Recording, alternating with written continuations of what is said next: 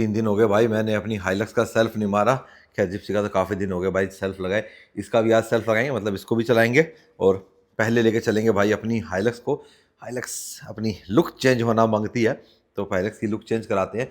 बीच में 3 दिन क्यों नहीं चलाई। अब 2 दिन तो मैं था नहीं, गया हुआ था भाई सियरा की ड्राइव पे, और दोनों वीडियो मैंने डाल दिए उसके, पेट्रोल के भी डीजल के भी।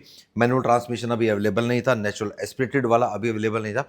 जैसे वो दोनों इंजन अवेलेबल हो जाएंगे, मतलब डीजल में मैनुअल और आपका जो नेचुरल एस्पिरेटेड है मैनुअल अवेलेबल होगा, मैं तुरंत आपके लिए उसका रिव्यू भी प्रॉपर लेके आऊँगा। और पसंद करने वाले भाई टर्बो पे जा सकते हो, और भाई माइलेज पसंद करने वाले डीजल पे चले जाओ। नेचुरल एस्पिरेटेड का ये है, उनके लिए है कि जिनको एक हाँ ठीक है गाड़ी चाहिए, नॉर्मल भगाने वाले कोई वो नहीं है।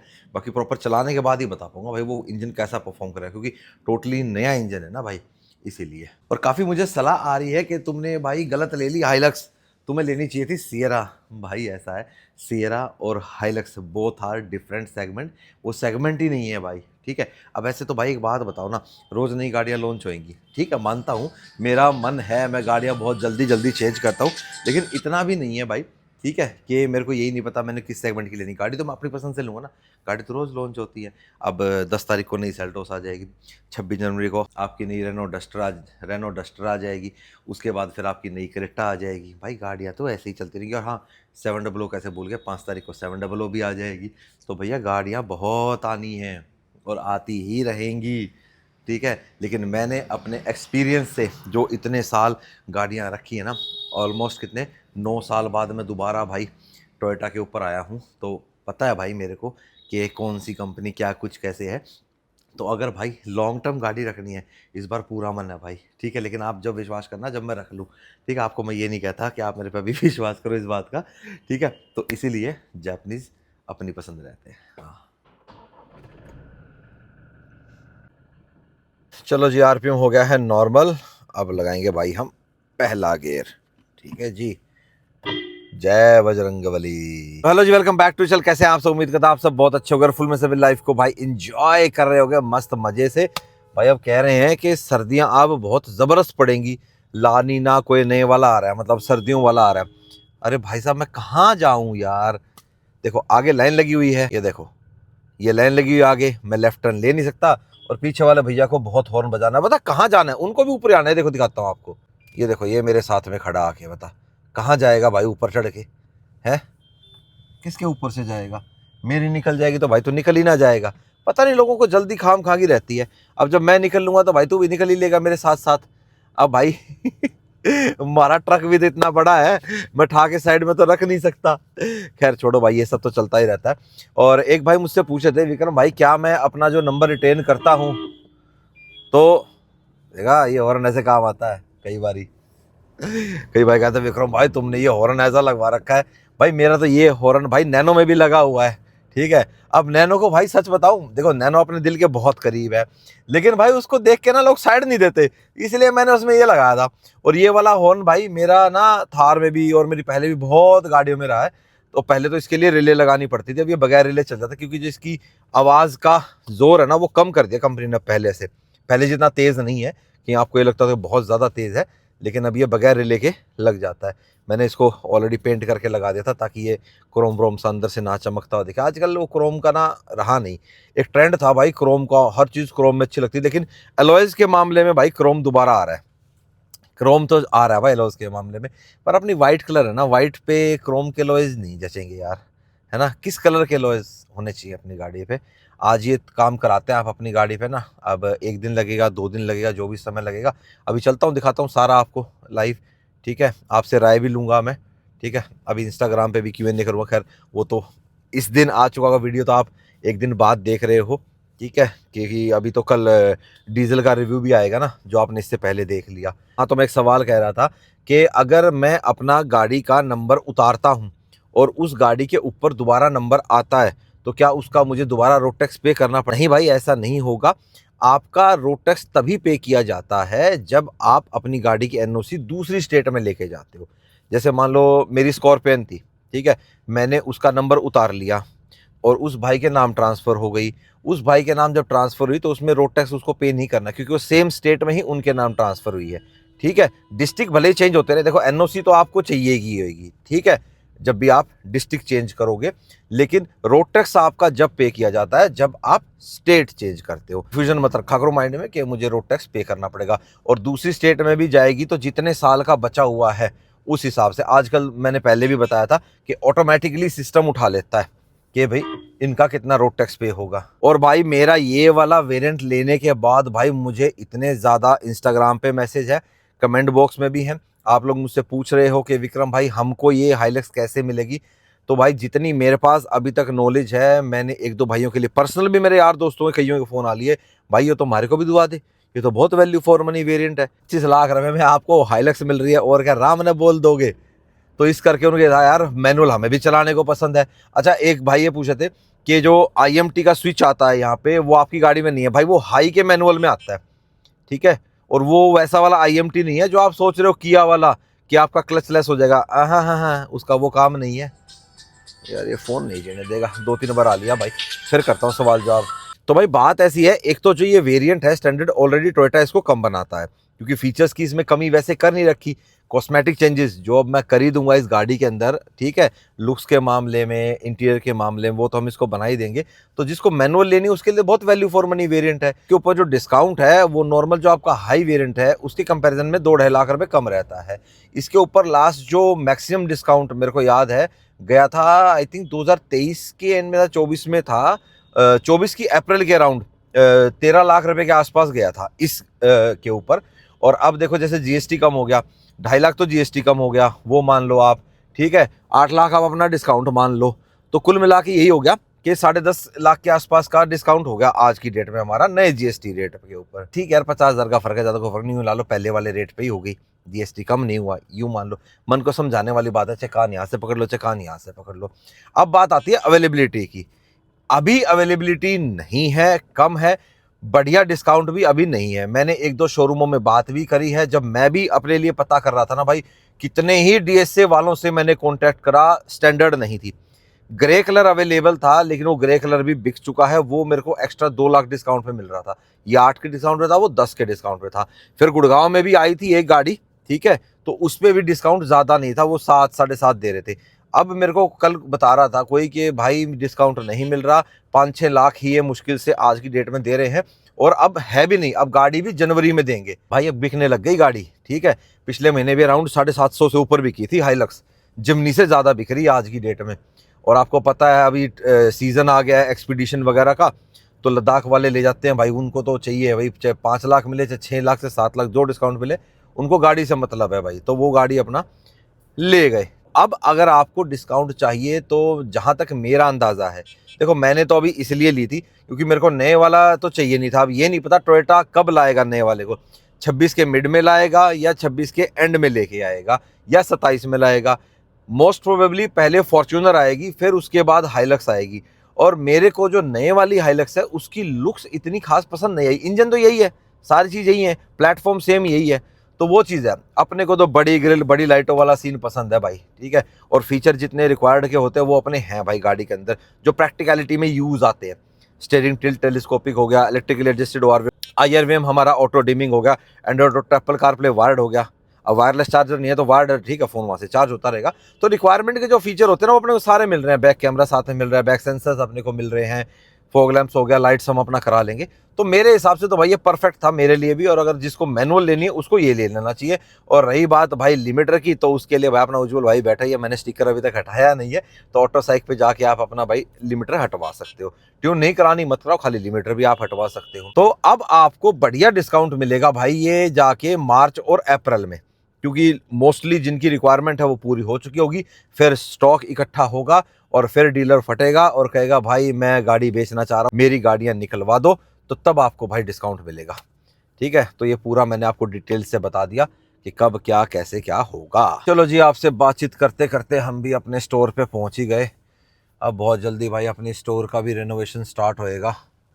अरे किधर गए सारे, ओहो मैं आज गलत टाइम पे आ गया ना, मैं इस टाइम आता ही नहीं हूँ, शाम के टाइम पे आता हूँ। लंच टाइम चल रहा है भाई, अभी लंच टाइम चल रहा है। चलो कोई नहीं, गाड़ी यहीं लगाता हूँ, अभी तो आगे पाइप लगा उस पर नहीं चढ़ाएंगे, या अंदर ही लगा लूँ पहले एक बारी। चलो ऊपर ही चढ़ा देता हूँ पहले,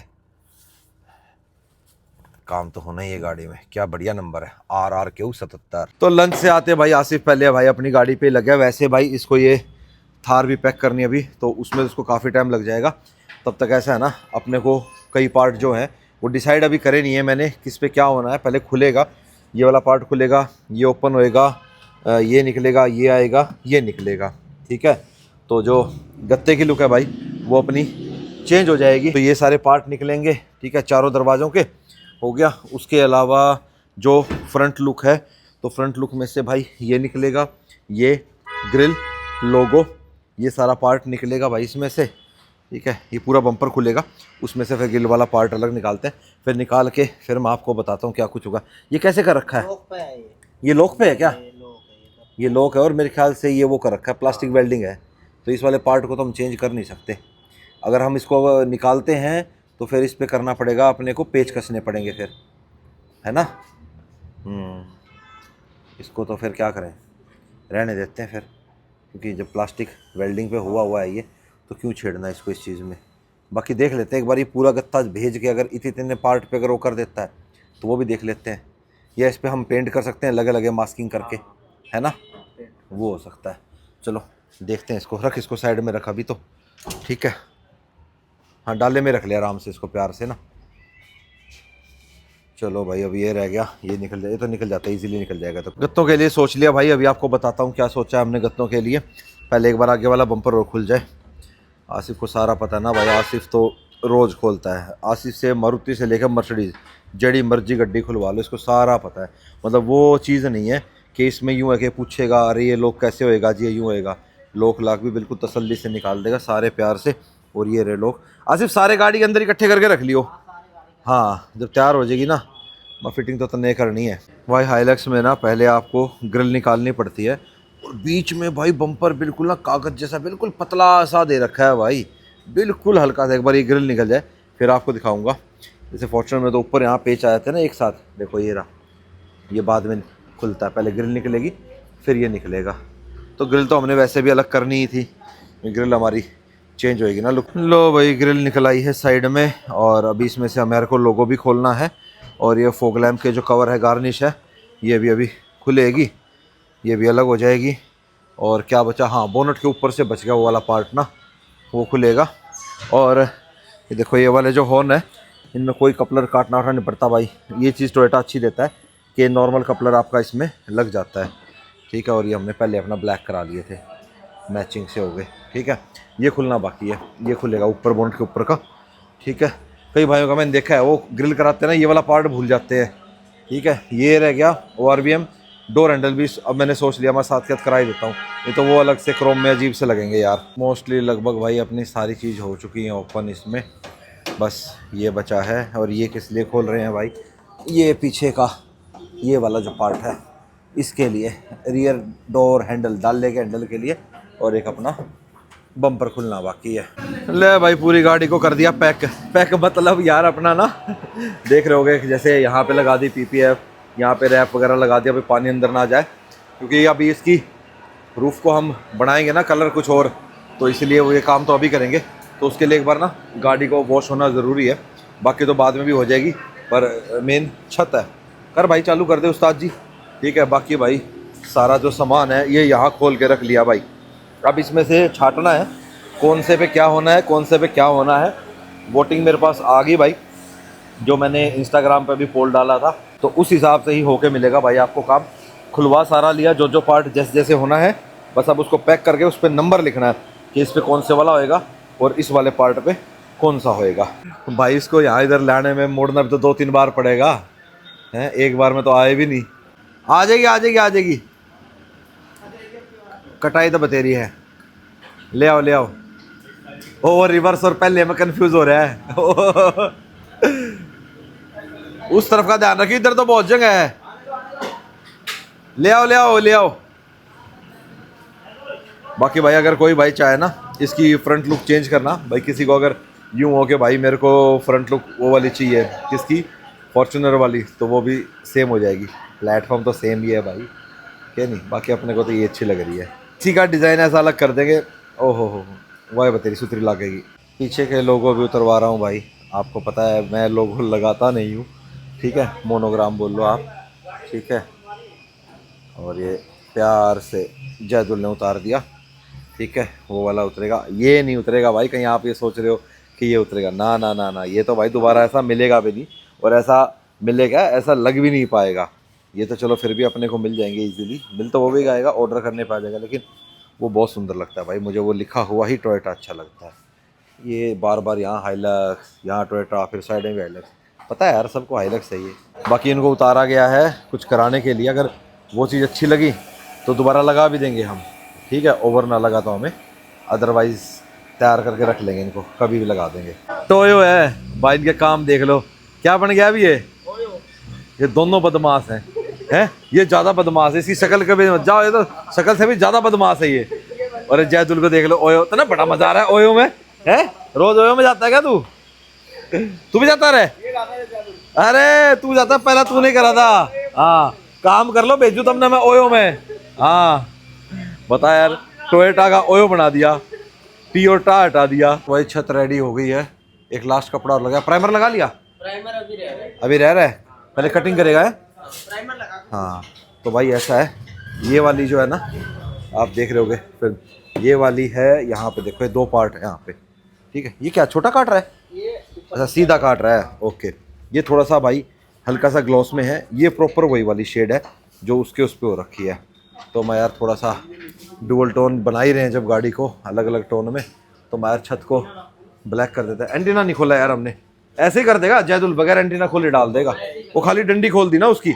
इवन भाई मैंने इसकी जो ये रबड़ है ना, ये भी नहीं निकलवाई है, ठीक है। ये रबड़ डबल टेप पे है, और भाई अब सर्दी का टाइम है, निकल गई तो दोबारा ढंग से लगेंगी नहीं, फिर दोबारा ऑर्डर करके दूसरी मंगानी पड़ेगी। वैसे ज़रूरत नहीं है, जयदुल इसको अच्छे से ना स्कूजी से करके इसके अंदर प्रॉपर टक इन कर देगा। और वैसे तो ये वाला पार्ट भी हम कर सकते हैं, अब ये वाले को छेड़ेंगे तो फिर ये भी है, फिर वो ज़्यादा चीज़ छिड़ जाएगी, क्योंकि यहाँ पे ना कट नहीं बनता। यहाँ पे अगर अब लाएंगे तो इसको ना, तो यहाँ इसको ऐसे करके लाएंगे, फिर यहाँ कट लें, फिर इससे मैचिंग सी नहीं बैठेगी। तो इसलिए मैंने इतना सोचा कि ये अंदर अंदर वाला पार्ट है ना, सिर्फ इसको ले लेते हैं। और ये जो हम लगा रहे हैं भाई कोई लोकल नहीं है, एवरी डेनिसन का ही है भाई साहब। ये तीन तीन बंदे चढ़ रहे हैं, शोएब स्पेशल चढ़ा हमारी गाड़ी पे, हैं कह रहे ओयो पे लगा रहे हो तुम्हें, बढ़ाओ तो कह रहे इसका कमरा बना दो जी, चलता फिरता ओयो है, बढ़ाओ इनका मैं ये पिटेंगे मेरे तो, और कुछ नहीं है। अरे तुम होगा कपड़ा यार, और कितने मच्छर आ रहे ऊपर, साफ हो तो गई हाँ साहब है। होगी ना। चलिए फटाफट प्राइमर ठोक दे तू, क्योंकि भाई ये जो रैप होता है ना ये सूखे में लगता है, और जो पीपीएफ होती है वो शैम्पू के साथ लगती है। दिखाइए जयदुल इधर से कैसे कर रहा है। ये देखो भाई बीच में हल्का सा कट ऊपर देके हल्का हल्का करके ऐसे रैप को बिठाया जाता है, और ये पूरा पकड़ में आ जाएगा ना इसके, फिर एक्स्ट्रा जो रहेगा वो कट हो जाएगा, ये बाकी इसके अंदर चला जाएगा, वाइट वाइट नहीं दिखेगा। और ये देख लो भाई ना अपने को वो एंटीना खोलने की जरूरत पड़ी, ये देखो कहीं से बबल तो नहीं आए हैं। पीछे की गारंटी शोएब की है, आगे की गारंटी इन दोनों की है। अभी थोड़ा और भाई इसमें फिनिशिंग में टाइम लगेगा, बाकी सारा सामान है उसमें भी टाइम लगेगा। बाकी देखो कैसी लग रही है। अभी तो फिनिशिंग कर रहा है जयदुल और नीरज, करने दो अभी, मोटा मोटा तो कटिंग कर दी, ये देखेंगे जिसकी ज़रूरत पड़ी तो बाद में देख लेंगे। अभी तो ये ठीक है, ऐसे सही लग रहा है। इस बार हमने ब्लैक कलर नहीं लिया तो ब्लैक टच तो देंगे ना भाई, और वाइट ब्लैक का तो कॉम्बिनेशन ही गजब रहता है। आज तो भाई साहब जगह मिल गई हाई राइडर को अंदर खड़े होने की, जब से भाई हाइलक्स आई है ना, हाई राइडर बाहर ही खड़ी रहती है, या तो अपना इधर मेन गेट की तरफ या अपना पीछे की तरफ। और भाई सच बताऊं पोल्यूशन पता है किस चीज़ का यार, ये देखो डस्ट पता नहीं बड़ी अजीब सी है यार, ये धूल जो ज़्यादा उड़ रही है ना, मेरे को ये जो ये कंस्ट्रक्शन है ना उसकी धूल ज़्यादा है भाई। आप एक चीज़ देखो, जब हम छोटे होते थे ना तो शाम के टाइम पे सड़कों, मतलब रात के टाइम पे ना सड़कें साफ होती थी। आज आप जब सड़क पे चलते हो तो देखना डिवाइडर के दोनों साइड पे दबा के मिट्टी होती है, इतनी इतनी वो रखी होती है, कोई उठाता ही नहीं है इस चीज़ के ऊपर, कोई ध्यान देता है। ये एक बहुत बारीक वाली चीज़ है कि सड़क पे जो मिट्टी रहती है, और जो अब इतनी जो कंस्ट्रक्शन होने लग रही है भाई उसमें भी तो इतना सारा पोल्यूशन उड़ता है ना, ये वो भी है। ठीक है, खाली अकेला गाड़ियों को दोष नहीं दिया जा सकता, कंस्ट्रक्शन से भी पोल्यूशन का बहुत तगड़ा नाता है। जो कंस्ट्रक्शन साइट्स है ना उनके ऊपर थोड़ा सा लगाम होना चाहिए कि आप जो इतना बड़ा बड़ा टावर्स ये सब बन रहे हैं हमारे यहाँ पे, ठीक है प्रगति कर रहा है देश, तरक्की हो रही है, सारी चीज़ ठीक है, लेकिन थोड़ा सा वहाँ पे प्रिकॉशन होना चाहिए, बस मेन तो ये है। तो आप देखना यार क्या हाल हो रखा है मिट्टी। चलो कोई नहीं, खैर इसको तो मैं सवेरे धोऊंगा। अभी तो मैं हाइलक्स को छोड़ के आ गया था, क्योंकि छोड़नी थी भाई, आज तो मिलनी नहीं थी। आज काम होएगा क्योंकि कुछ पेंट वाला काम भी है, अब कल पेंट भी होएगा उस पर, ठीक है, वो पेंट वाला काम। और फिर उसके बाद यही सारा सामान जो है फिट होएगा, और फिट होने के बाद बड़ी अलग सी लुक आएगी भाई अपनी हाइलक्स की। और अब तक हमने टायर अलॉय चेंज नहीं किए हैं, और भी अभी काम नहीं किए, कंवल भैया के पास भी नहीं गए अभी हम।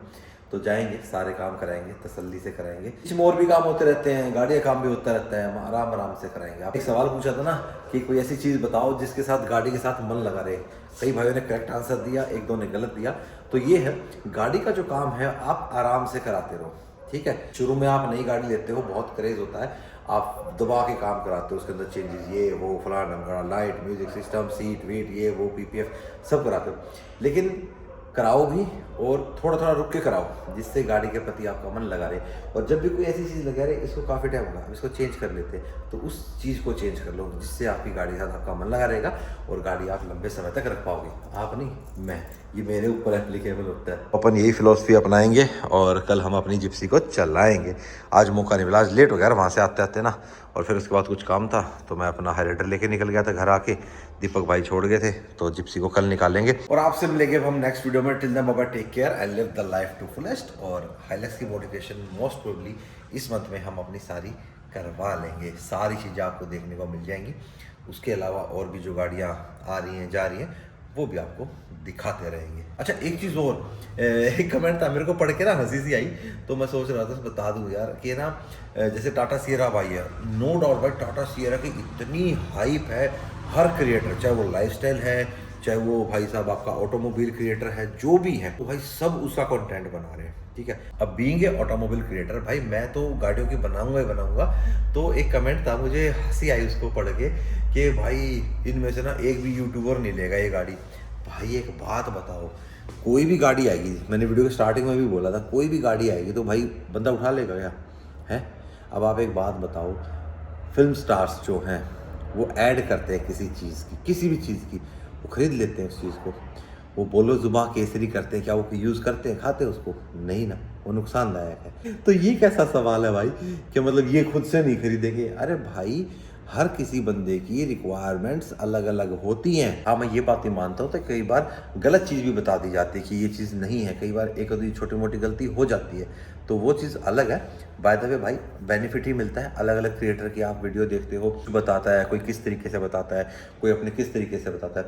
मेरा नज़रिया ये कहता है कि भाई मैं जब आपको बताऊँ, कोई ड्राइव रिव्यू आपको जब भी दूँ, तो वो निष्पक्ष होना चाहिए, ठीक है। मेरे बहुत से पहले से जो ड्राइव रिव्यू हैं, कई बार बंदे कह देते हैं, मान लो कोई चीज़ अच्छी भी बता दोगे ना आप, ठीक है, उसमें भी कहते हैं अरे पैसे ले लियोगे। भाई कंपनी पागल नहीं है, ऐसे पैसा नहीं देती भाई, नहीं देती, मैं बता रहा हूँ आपको। और करती भी है ना, तो किसी दिन बताऊंगा तसल्ली से किन के साथ क्या कुछ कैसे होता है, ठीक है। बाकी ये है भाई, आपकी जानकारी के लिए वीडियो बनाई जाती है, तो मैं तो सबके लिए बोलता हूँ भाई, सब बनाते हैं, अच्छा बनाते हैं, ठीक है। जो अच्छा बनाए, जिसका आपको अच्छे से समझ में आए, उसका देखो, ठीक है। तो वही चीज़ है भाई।